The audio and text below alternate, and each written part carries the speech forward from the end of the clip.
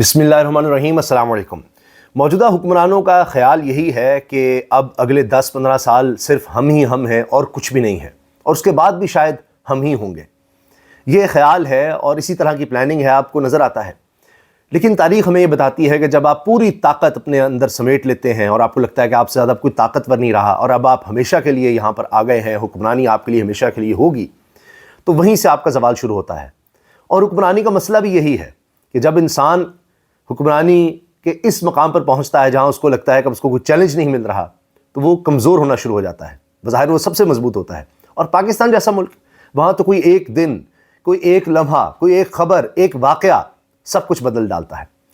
اب جہاں بھی آپ جائیں یہی ڈسکشن ہو رہی ہوتی ہے، خاص طور پہ ہم صحافیوں سے. کیا بنے گا جی، کیا ہو رہا ہے جی، اڈیالہ میں کیا بات چل رہی ہے، رہائی ہوگی نہیں ہوگی، حکومت کب تک رہے گی، اسی طرح سے چلے گا، ملک تو بالکل ٹھیک نہیں چل رہا، معیشت ٹھیک نہیں ہے، کیا بنے گا. اسی طرح کے سوال ہم سے ہو رہے ہوتے ہیں.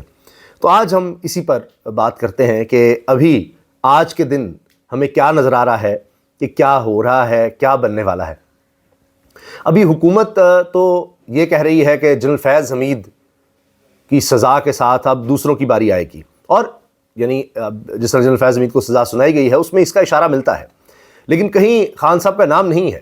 مگر اندازے یہی ہیں اور حکومت کی خواہش یہی ہے کہ یہ سارا کچھ عمران خان کی طرف چلا جائے. اور میاں نواز شریف نے تو یہ اظہار کیا تھا کہ صرف خان نہیں، اس سے ہمیں کیا مل رہا ہے، تو باقی بھی جتنے ہیں جس کو لانے والے تھے ان کو بھی سزا دی جائے. اب فیض حمید صاحب تو پہلے ہی کورٹ مارشل کی کارروائی کا سامنا کر رہے تھے. بات ہے اب جنرل باجوہ کی. کیا جنرل باجوہ کی بھی باری آنی ہے؟ یہ اصل اب خواہش ہے میاں صاحب کی کہ ان کی بھی باری آئے، تاکہ پتہ چلے کہ شریف خاندان پر کوئی ہاتھ ڈالے گا تو اس کو پھر سزا ملے گی. اگرچہ فیض حمید صاحب پر براہ راست اس چیز کا کوئی الزام نہیں ہے کہ انہوں نے 2018 کے الیکشن رگ کیے یا کچھ اور کیا. اس میں یہ بتایا گیا ہے کہ مداخلت ان کی، اپنے حلف کی پاسداری نہیں کہی، شخصیات کو نقصان پہنچایا اور پولیٹیکل انجینئرنگ کی کوشش، یہ سب کچھ ہے. تو اب اس کو بنیاد بنا کر خواہش یہی ہے حکومت کی کہ جی خان کا بھی ملٹری ٹرائل ہو، ان کو بھی پھر یعنی کورٹ مارشل کے ذریعے یا فوج سے بھی سزا ان کو سنائی دے. یہ خواہش ضرور ہے. اب اس پر کتنا عمل ہوتا ہے یہ تو آگے پتہ چلے گا. ابھی حالات جس طرح کے ہیں کچھ بھی ہو سکتا ہے، یہ سب ہو سکتا ہے. جس طرح ابھی بھی فوری طور پر تو گورنر آج لگتا نظر نہیں آ رہا. میں نے آپ کو پہلے ہی عرض کر دیا تھا کہ ابھی فوری امکانات نہیں ہیں، کئی اور مسائل جنم لے چکے ہیں. تو وہ ایک چیز آن دا کارڈز تو ہے، لیکن اس کے لیے پہلے سوچا جا رہا ہے کہ کوئی آئینی ترمیم لائی جائے تاکہ لمبا چلے گورنر آج، پھر ایمرجنسی کی صورتحال ہو، پھر ایسی آئینی ترامیم کہیں یا اس طرح کا کچھ نظام میں تبدیلی لائی جائے کہ یہ سارے کا سارا سسٹم ہی لپیٹ دیا جائے، یہ بھی چوائس رکھی جائے، اتنا کچھ ہو جائے. اب ہو کیا رہا ہے؟ ہو یہ رہا ہے کہ اس نظام کو سہارا دینے والے ہی اب بتا رہے ہیں کہ یہ تو فارغ ہو گیا جی. اور کیا کہا جا رہا ہے؟ حکومت کے لیے کچھ بھی اچھا نہیں ہے، آنے والے چند ماہ میں صورتحال تبدیل ہوگی. ہر جگہ پر تبدیلی نظر آ رہی ہے، ہر جگہ پر، ہر سطح پر تبدیلی نظر آ رہی ہے. لوگ مرکز میں برقرار نہیں رہ سکیں گے. صوبوں کو توڑنے اور وسائل کم کرنے کی کوشش کا نتیجہ کچھ اور نکلے گا. یہ بات کر رہے ہیں جی senator Kamran Murtaza, J U I کے سینئر رہنما بھی ہیں، ان کے لیگل وزرڈ بھی ہیں. اب یہ کیوں کہہ رہے ہیں وہ؟ یہ ایک تو بات یہ ہے کہ سینیٹر کمیٹیوں میں بھی ہوتے ہیں، پھر مشکل وقت پہ حکومت کا ساتھ بھی دیا. پی ڈی ایم میں تو تھے ہی، لیکن 26ویں آئینی ترمیم کرانے میں بھی ساتھ تھے، تو خفیہ میٹنگز میں بھی تھے. کیا باتیں ہو رہی ہیں، کون کیا پیغام لا رہا ہے، ان کو سب پتا تھا. تو اب بھی ان کو اندر کی کہانی پتا ہے. اب کیا وجہ ہے کہ یہ اس طرح کی باتیں کر رہے ہیں کہ بھائی سب کچھ ختم ہو رہا ہے، اور انہوں نے یہ باقاعدہ ڈان نیوز پر یہ ساری تفصیل بتائی ہے کہ جی کچھ بھی نہیں بچنے والا. جس کو چیلنج بظاہر نہیں ہوتا اس کو ہی چیلنج ہوتا ہے. جن کو استثناء چاہیے ہوتا ہے ان کے اندر کہیں پہ خوف موجود ہوتا ہے، اور خوف ہوتا ہے تو وہ ان کی انڈیمنٹی مانگتے ہیں کہ کل پروسیکیوشن ہو سکتی ہے اس بات میں. اور یہ باتیں نہیں آپ ذہن میں رکھیے، کہیں نہ کہیں پہ معاملات ایسے نہیں ہیں کہ جس کو آپ کہیں کہ سب کچھ اچھا ہے. حکومت جس دن جانے لگے گی اس دن جو ہے نا وہ بالکل ٹائم بھی نہیں لگے گا. حکومت جس دن جانے لگی بالکل ٹائم بھی نہیں لگے گا. یہ جو آپ کہتے ہیں نا جی سب کچھ اچھا نہیں ہو، کہہ رہے ہیں کچھ بھی اچھا نہیں ہے. ابھی سنیے. اچھا مطلب ابھی بھی آپ سمجھتے ہیں کہ سب کچھ اچھا نہیں ہے، اور یہ بھی کہا جا سکتا ہے کہ شاید شہباز شریف صاحب بھی مدد پوری نہ کر سکیں. آپ یہ کہنا چاہ رہے ہیں؟ بلکہ آپ کی بات کو ریفریز کرتے ہیں کہ کچھ بھی اچھا نہیں، سب کچھ اچھا نہیں، کچھ بھی اچھا نہیں. مگر اسٹل جو ہے نا وہ شاید لیکن ایسا وقت نہیں آیا کہ جس میں جے یو آئی جو ہے وہ معاملات میں اس طرح کود پڑے اور اس کا پھر کوئی بینیفٹ کوئی اور لے اڑے.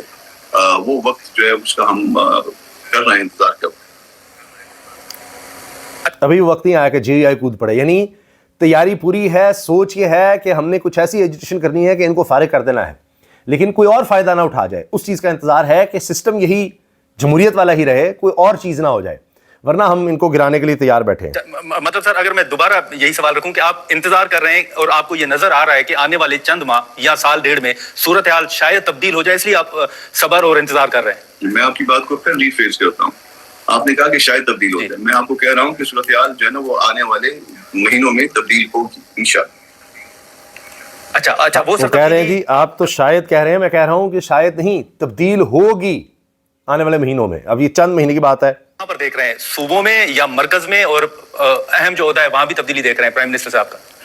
دیکھیے ہر جگہ پہ تبدیلی نظر آ رہی ہے, وہ تو آگے غیب کے علم کی بات آ جاتی ہے نا کہ کہاں پہ تبدیلی ہوگی, مگر یہ جو صورتحال ہے اس میں ایسا نہیں لگتا کہ مرکز میں لوگ سسٹین کر پائیں, اور جب مرکز میں لوگ سسٹین نہیں کر پائیں گے تو صورت تو ویسے ہی جو ہے نا وہ ریت کے اوپر کھڑے.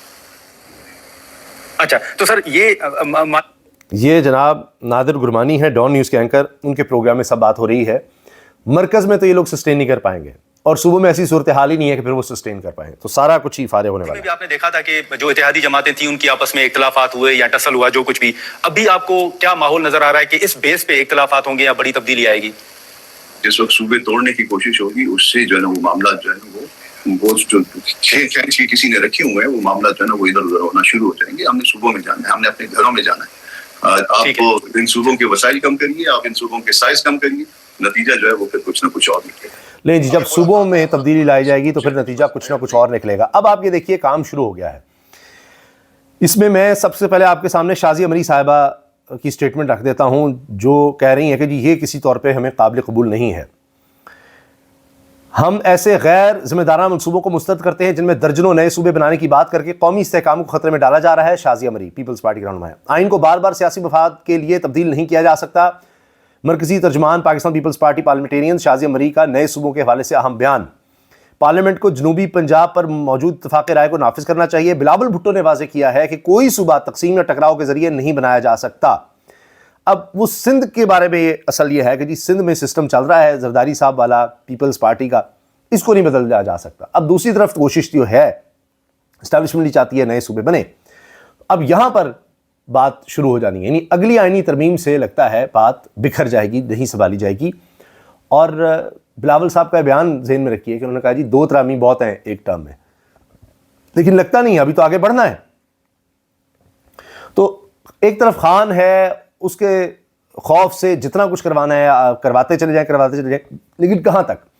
اب اصل میں پیچھے کہانی یہ بتائی جا رہی ہے کہ خوف یہ ہے کہ پاکستان کا نظام یا تاریخ دیکھیے یا حالات دیکھیے, یہ تو نظر آتا ہے کہ ایک نہ ایک دفعہ دوبارہ باری آنی ہے خان کی.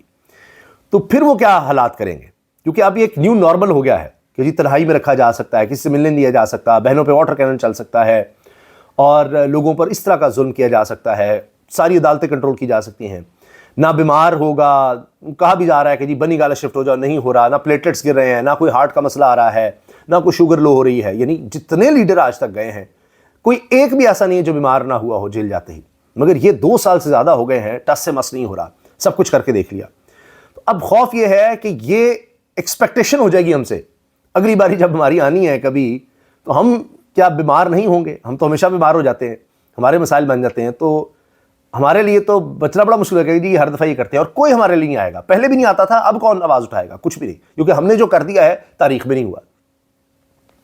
اب پولیس کو فری ہینڈ ملا ہوا ہے. یہ دیکھیے نا, ممتاز بھٹی صاحب یہ سینئر صحافی ہیں, ایڈیٹر ڈیلی دن, بیورو چیف دن نیوز اسلام آباد.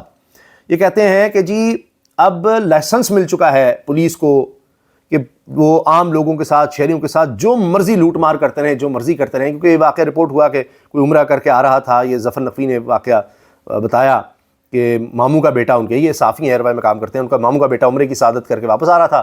رستے میں پولیس نے چیکنگ کے دوران کہا تم سے چرس برآمد ہو گئی ہے, تو لے دے کر معاملہ ان کے رشتہ داروں نے ختم کروایا.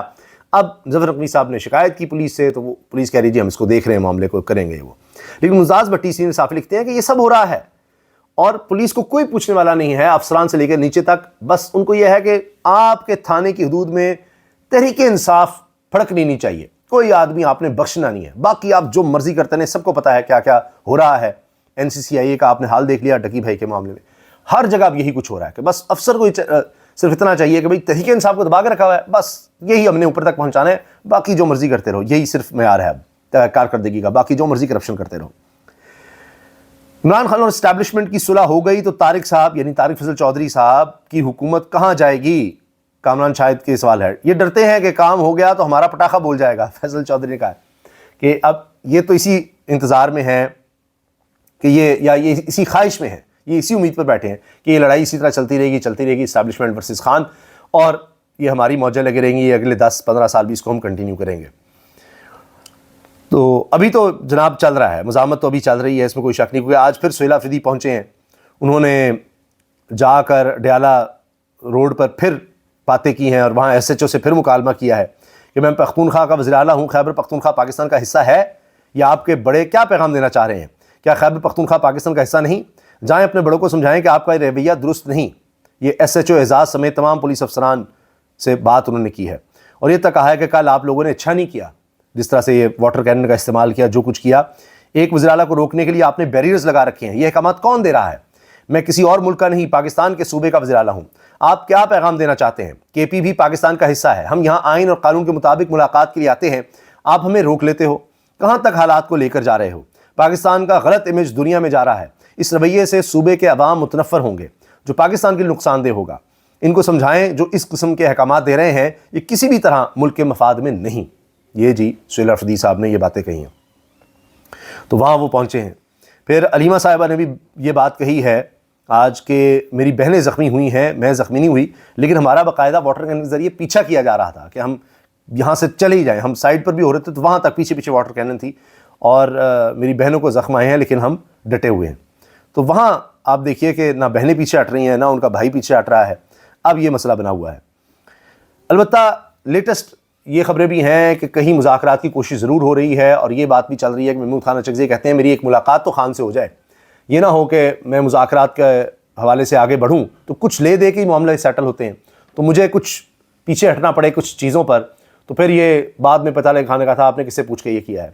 تو ایک دفعہ چیزوں کے لیے سیٹل کرنے کے لیے ایک خان سے ملاقات بہت زیادہ ضروری ہے، کیونکہ تحریک انصاف کے اندر بھی کچھ لوگ یہ کہہ رہے ہیں کہ جی کچھ بات چیت کے ذرائع تو کھولنے چاہیے، تو دیکھتے ہیں آگے کیا ہوتا ہے۔ لیکن اس نظام کو سپورٹ دینے والے، ان کا ساتھ دینے والے، پی ڈی ایم میں اہم ترین، وہ جب یہ کہہ رہے ہیں کہ بس اب یہ چند مہینے کی بات رہ گئی ہے کیونکہ اس سے آگے نہیں چل سکے گا معاملہ۔ خود فضل الرحمان صاحب کہتے ہیں کہ اڈیالہ جیل کے باہر پرامن آئینی احتجاج پر تشدد افسوسناک ہے، جیل میں قید کسی بھی شخص سے ملاقات اس کے ورثاء کا آئینی حق ہے، پارلیمنٹرین اپوزیشن رہنماؤں پر تشدد آمریت کی علامت ہے، جمہوری روایات کا مذاق اڑایا جا رہا ہے، خواتین کا احترام مشرقی اور اسلامی روایات کا حصہ ہے۔ گزشتہ رات خواتین پر تشدد نے مرحومہ کلثوم نواز صاحبہ پر تشدد کی یاد تازہ کر دی، ملک کی مجموعی سیاسی صورتحال انتشار اور تشدد کی طرف بڑھ رہی ہے۔ یہ دیکھیے انتشار اور تشدد کی طرف وہ جاتے دیکھ رہے ہیں چیزوں کو، ملکی معیشت اور حالات اس کے متحمل نہیں ہو سکتے۔ یہ فضل الرحمان صاحب کی یہ گفتگو ہے جی، اور ان کے آفیشیل میڈیا سیل سے اس کو جاری کیا گیا ہے۔ اس حکومت کا مسئلہ یہ ہے کہ ان کے پاس خان کی سیاست کا توڑ نہیں ہے، اس لیے یہ سب پریشان ہیں۔ خواتین پر رات کے وقت واٹر کینن سے حملہ کرنے کے بعد کیا ان میں غصہ نہ رہے؟ یعنی اب ان کا بھائی غصے میں نہیں آئے گا یا وہ خود غصے میں نہیں آئیں گی کہ یہ کیا حرکتیں ہو رہی ہیں؟ یہ جی فیصل چودھری یہ میڈیا میں جا کے ویسے بہت زبردست گفتگو کرتے ہیں۔ تو آپ کی رائے اس سارے معاملے میں کیا ہے؟ کمنٹ سیکشن میں ضرور اظہار کیجیے گا۔ اللہ حافظ۔